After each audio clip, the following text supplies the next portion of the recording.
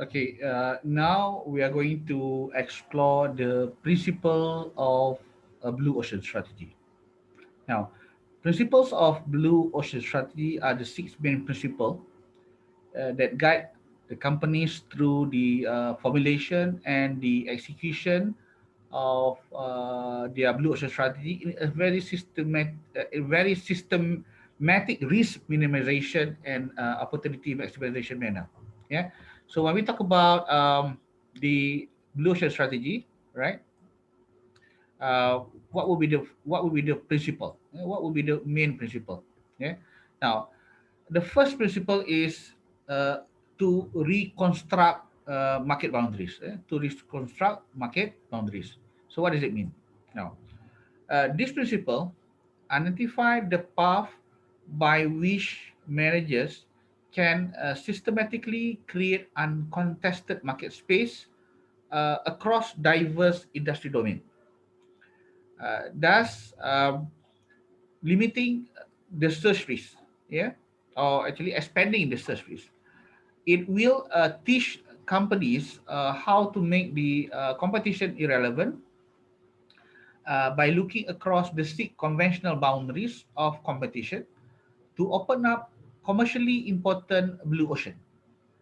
The sixth path on looking across alternative industries across a strategic group, yeah, strategic group, across buyers group, across complementary product and service offering, yeah, and across functional, emotional orientation of an industry and even across time.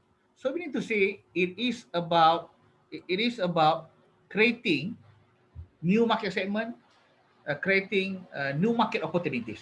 Yeah. The second principle, I have actually guide you in the first lecture. Focus on the big picture, not the numbers. This illustrate how to design a company strategic planning process to go beyond incremental improvement, i.e., to create a value innovation. So when we talk about blue ocean, it's always about innovation, creating improvement. It's not incremental, but actually it is a leap off, right? Very high differences. So it presents an alternative to the existing strategic planning process, which is often criticized as a number crunching exercise that keep companies locked into making incremental improvement because they focus on numbers, existing numbers. This principle tackle the planning risk. So we use what we call the visualization approach that drive managers to focus on the big picture rather than to be submerged in the numbers and budget and jargon of the strategic management. Now, this principle propose a four-step planning process, yeah, whereby you can build a strategy that creates and capture a blue ocean opportunities. Yeah. Then number three is reach beyond existing demand. So to create the greatest market of a new segment, yeah, managers must challenge the conventional practice of aiming finer segmentation or small segmentation to increase meeting existing clients' preferences. Yeah, this practice often resulting in increasing small target markets, niche. Instead, yeah, these principles show how to aggregate demand not by focusing on the differences that separate customers, but by building on the powerful communities across non-customer to maximize the size of the blue ocean being created and the new demand being unlocked. Hence, it will actually minimizing the scalability risk. Now, what does it mean is that, yeah, you would not be focusing on a niche market, but you would be focusing on the overall broad market segment, broad market segments, because it's important for a business to have scale. Because scale would create what we call the economic of scale. You can actually reduce the cost of operation.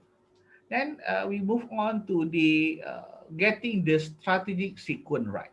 Yeah, what does it mean? I actually mentioned this in the first video. Now, this principle ensure company not only to create a leap in value, giving value to the customer, to the buyers, but also to build a viable business model to produce and to maintain profitable growth.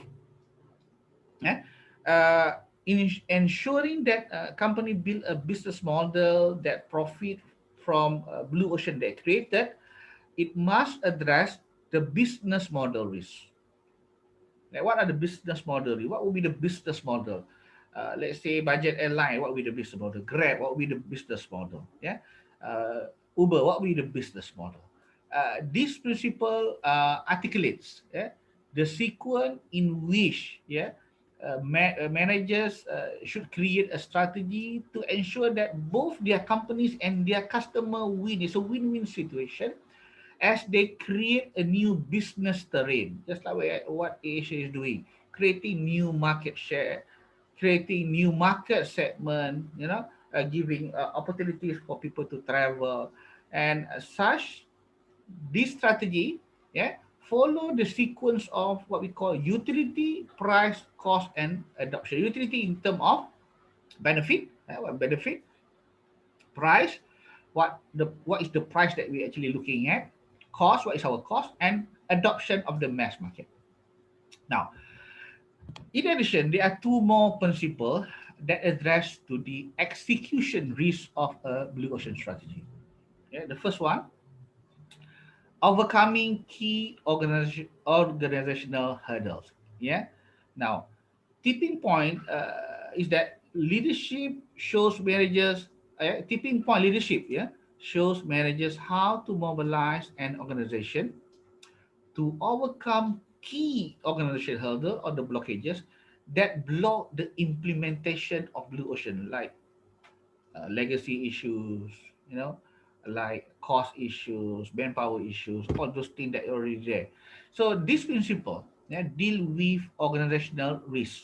Yeah, you need to actually eliminate or reduce all the hurdles or processing hurdle and whatnot, because it will lay out how leaders and managers can actually take advantage of the resources, motivation, and as well as organizational political limitation in spite of the limited time and resources in the organization executing the blue ocean strategy. Yeah, meaning to say you need to settle all the hurdles, settle all the what we call obstacles in implementing. Yeah, like let's say Telekom Malaysia lah. It is a very old company. There's a lot of hurdle. There's a lot of obstacle. There are a lot of old work processes. That's why um, Malaysia Airlines probably would not be able to compete because there's a lot of obstacle and hurdle. And then this number six is build execution into strategy. Follow through. eh? By integrating execution into strategy making, people are motivated to act and execute a blue ocean strategy. This is in order to sustain what we call the momentum deep in the organization. In this principle, what is the original inventor described as uh, fair processes. So mean to say you need to actually ensure that you quickly execute what has been planned. By I would say having a good team to execute. By having a good team to execute.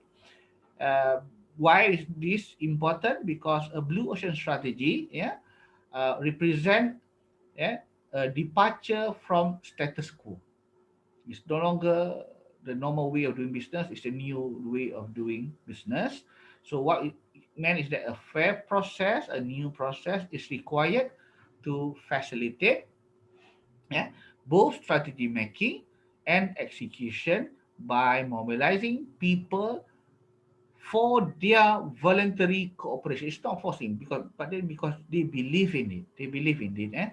Um, so The organization or leaders will be able to deal with risks, yeah, associated with people attitudes and people behaviors.